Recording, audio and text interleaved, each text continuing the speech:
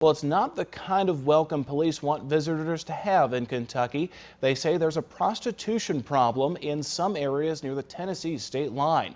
And police say it's tough to stop it. As WYMT's Miranda Combs found out, while the number of arrests are low, police say that does not mean prostitution isn't happening.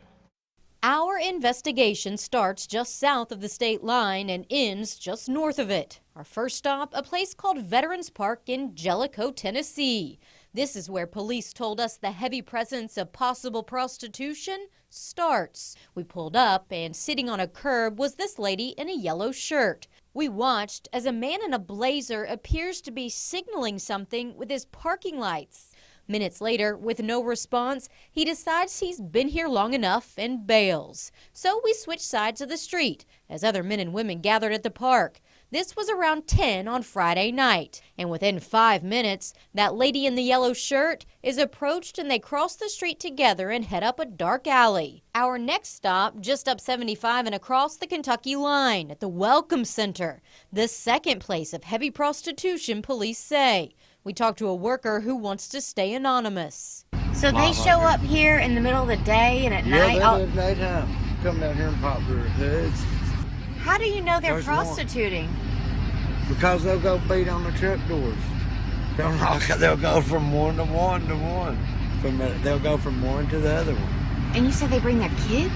Yeah, there's a couple of them's got kids, brings their kids up here. We did not see anything suspicious around 11 on this Friday night. We headed up to the final stop, the pilot station in Williamsburg, another hot spot according to police. On a scale of 1 to 10, how bad is the problem? About an 8. Yeah, it's every night.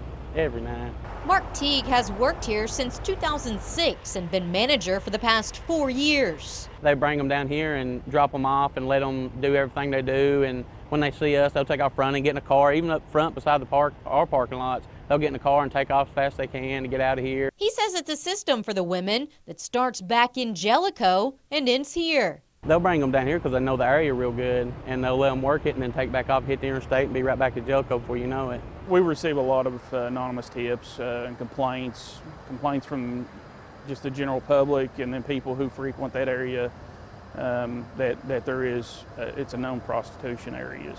But making arrests, Williamsburg Police Sergeant Brandon White says, is challenging. There's a lot to prove with sometimes little proof.